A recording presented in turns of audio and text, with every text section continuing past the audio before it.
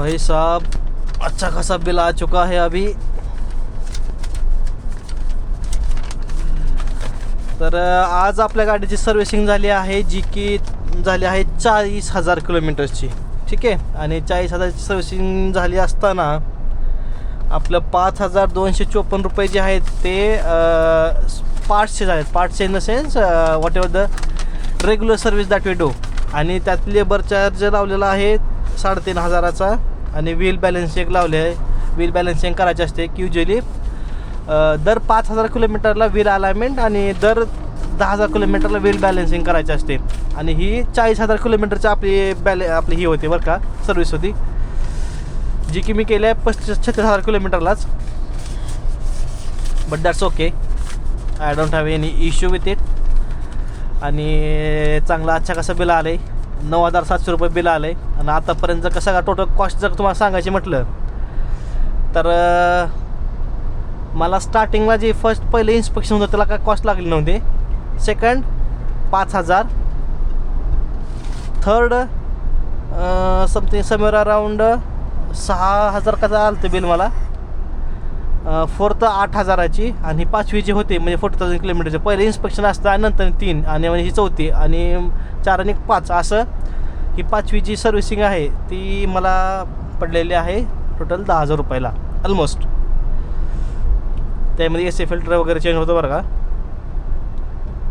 But on overall and it's nice. Okay, I am satisfied with the service. पण जर थोडा regular charges जास्त, labour charges जास्त लावला बरं का. ते म्हणते की बाबा आहे ना प्रत्येकाचा नंबर ऑफ किलोमीटर जसं वाढेल तसं तुमचा लेबर चार्ज पण वाढतो. बट ठीक आहे, कॅनॉट से एनिथिंग. गाडी वॉश मस्त केली त्यांनी बरं का. त्याने जरा रोबोटिक सिस्टम वगैरे लावले. मी त्यामध्ये रोबोटिक सिस्टम जी लावलेली आहे ती पण व्हिडिओ टाकतो मधल्यामध्ये पुढे. आता आपण बाळ्यात आलो. सो आय वुड से की दैट्स ओके. जैसे कि शेर को पालने का खर्चा कैसा रहता है कि थोड़ा सा ज़्यादा ही रहता है, तो in that way can say. बाकी बोलेरो साईडला जे बोलेरो गाडी होती बघा त्याची सर्व्हिसिंग होती, तर त्यांना अंडर बॉडी कोटिंग वगैरे करून सुद्धा त्याचं बिल आहे ना 7,500 रुपये आलं होतं. आपण अंडर बॉडी केलं असतं 12,500 रुपये गेलं असतं बिल, माहीत आहे का.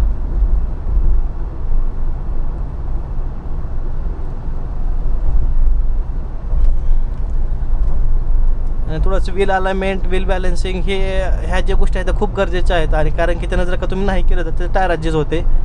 तर तिथे एक लय सिनियर एम्प्लॉई होता, तो काय म्हटला माहिती आहे का, तुम्ही गाडी चांगली मेंटेन केल्या म्हटला. मेंटेन इन द सेन्स टायराची जी झीज आहे ती एकदम कमी केली आहे म्हटलं. म्हणजे तुम्ही गाडी चांगली चालवली असल्यामुळं त्यानं असं म्हटलं. ही कवर एक पाठीमागं टाकू आपला.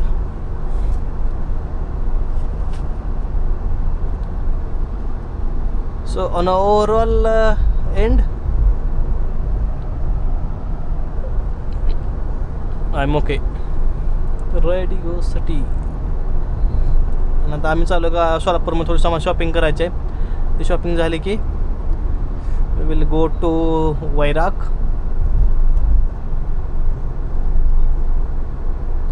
तर त्यानं सकाळी सांगितलं होतं बरं का 5:30 वाजतील म्हणून. ते म्हणलं होतं काय? तर 5:30 बरोबर, 12:30 वाजल्या बरोबर. त्याला घे. काय घेतो त्याला बिचाऱ्याला. गाडीचा ब्रेक कमी लागायला काही बाबा मला असं वाटायला लागलंय. गाडी वळव मग. नाही बरोबर आहे म्हणजे असतंय, पण तसं कसं आहे एकदम गाडी एकदम 2-4 तासानंतर गाडी हातात घेतो ना आपण. असं काय जसं काय तू बोलायला 2-4 तास प्रत्येक तासाला गाडी चालवतो तू. तसं नाही रे बाबा. बट इट्स देअर असतंय थोडंफार. म्हणजे ती मॅच रिदमला मॅच व्हायला. शॉपिंग जी लावणार मला करायला न्यायला एक चांगल्या शॉपमध्ये किती खर्च लावणार तुम्हाला? एक बघ 2,000ची पॅन्ट आणि एक 800-900 पर्यंत शर्ट. म्हणजे आरामात 4-5 हजार रुपये जाणार नाही. आणि प्लस बघा गेलं तर बूट एक 2,000चे.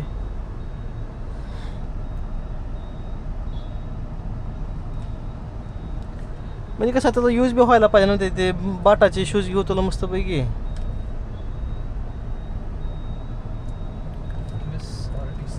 तर तुला ह्याचा यूज पण होईल दुसरीकडे पण ऑफिस विअरसाठी वगैरे.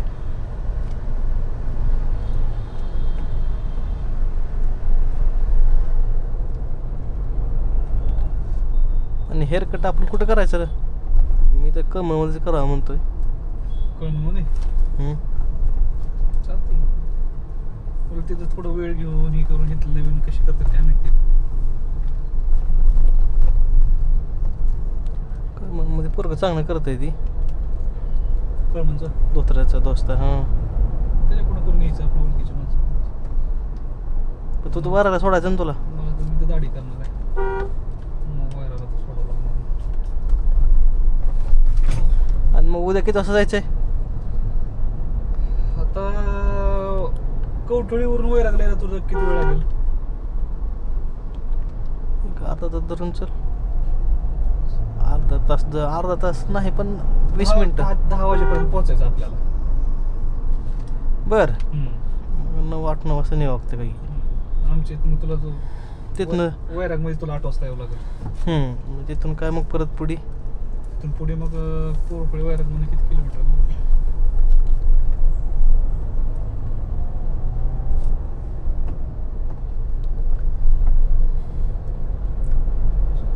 असा रस्ता खोदला बघ हाय.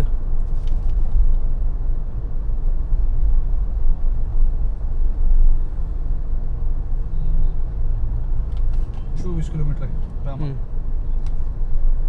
वैरागपासून कोरफळ आहे. ओके ठीक आहे मग काय प्रॉब्लेम नाही. म्हणजे तासभर लागेल. रस्ता चांगला असला तर तास लागेल. रस्ता दोन्ही मिक्स आहे मग माझ्या हिशोबाने. आपल्याला 8ला निघावं लागणार आहे. म्हणजे तुला वैराग घरनं 6 वाजता निघावं लागणार आहे. तेव्हा तू 8ला वैरागमध्ये पोहोचशील.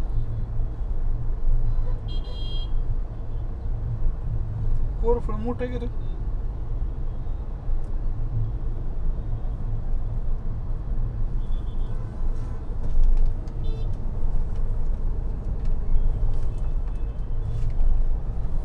वैरागपेक्षा हे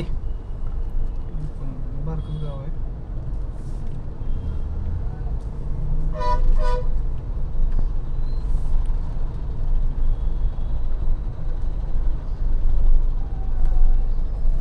ठीक आहे boss. Will close the vlog now because असं पण काय नाही दाखवायला सोलापूरमध्ये. ठीक आहे. So right now I will close the I will stop logging. Thank you for watching our vlog. Please do subscribe. Please do subscribe to our channel. Like our videos. And Share. Share with your friends.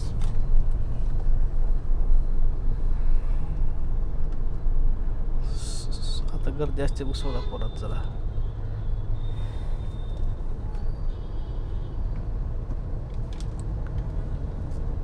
म्हणजे ॲटलान्समध्ये कसं professional कपडे काय म्हणतात formal कपडे वगैरे भेटतात व्यवस्थित. Coat bit घ्यायचा आहे. नाही हो सवयच नाही फोटो ब्लेझर म्हण की ते आपलं ते दिवाळी सणाला घालत असलं. कोण देऊ दिवाळी सणात घालतात तसलंच का कोट?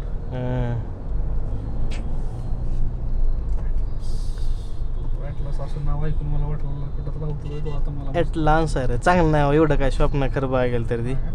बट ठीक आहे म्हणजे बेस्ट इन सोलापूर असं म्हणू शकतो थोडंफार. तो